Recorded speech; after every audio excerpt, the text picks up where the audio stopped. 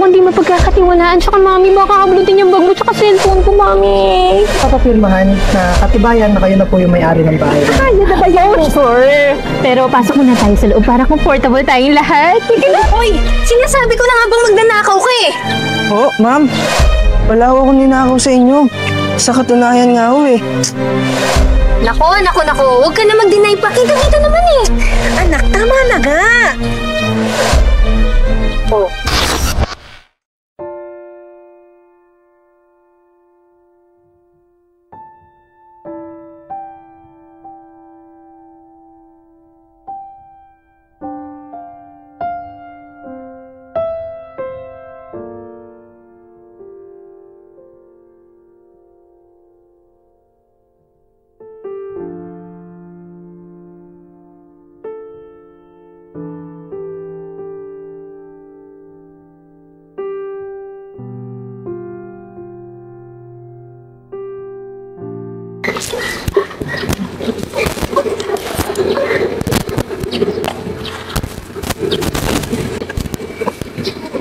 Oh, grabe, mami. Ang ganda pala na nakuha mong bahay, no? Aba, syempre.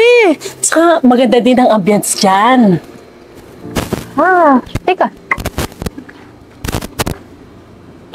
Mami! My gosh! Bakit may napadpad ditong taong mabaho at madumi, mami? Hala, bakit? Chika mo yan, mami. Don't you see him, mami? Kaya mo mukhang di mapagkakatiwalaan. Tsaka, mami, baka hablutin yung bag mo tsaka cellphone ko, mami.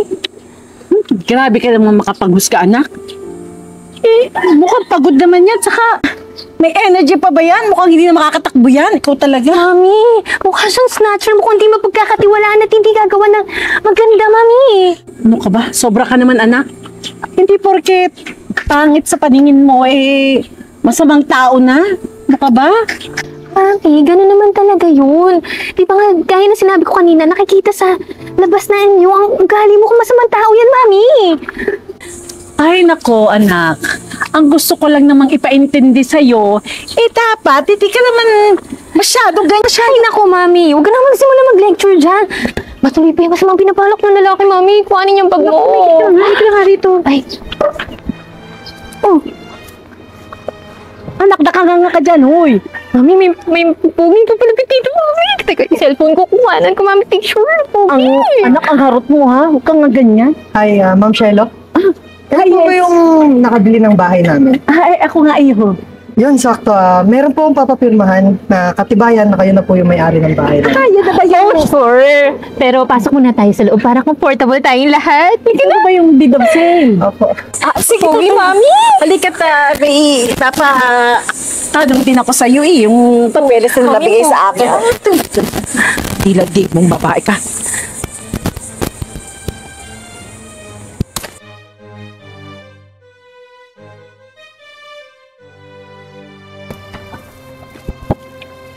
Ulit ko sa iyo.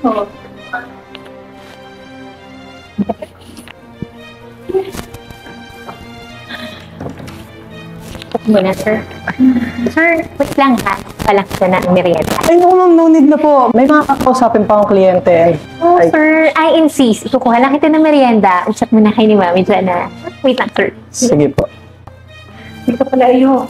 Kukunin ko rin nga pala yung papeles na papatignan ko sa'yo kasi yung lote ng lupa, hindi ko maintindihan na sukat ha. Saka muna ha. Sure po, ma'am.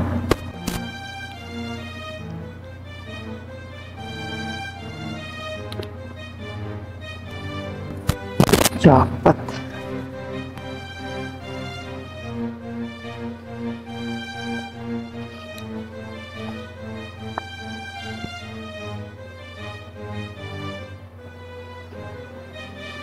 Sir Pogi!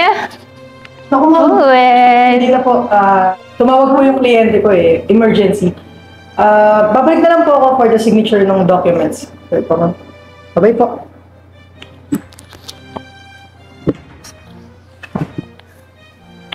Ito na nga pala yung mga...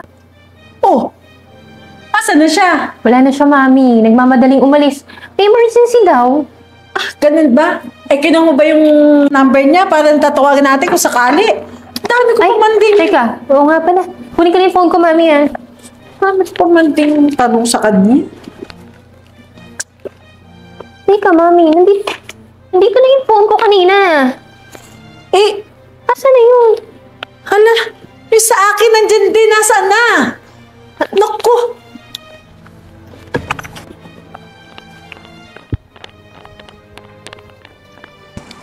Hoy! Sinasabi ko na nga bang magnanakaw ka eh!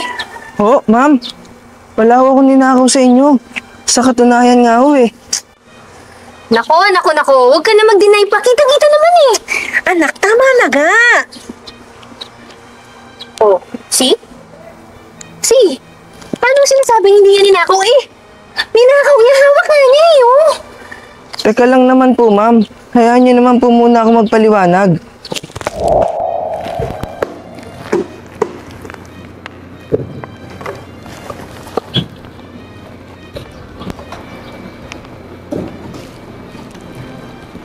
Hoy!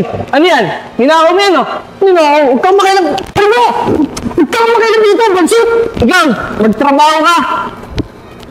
Ang pogi-pogi mo! Ayaw mo lumaban ng basas! Masakit, ha? Ano yan? Ano yung nasa puso mo? Ito! Oo na! Ayun na! Paano simula dito, oh!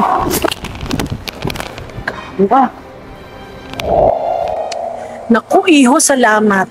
Buti na lang nakuha mo yung cellphone niya doon sa lalaking yun.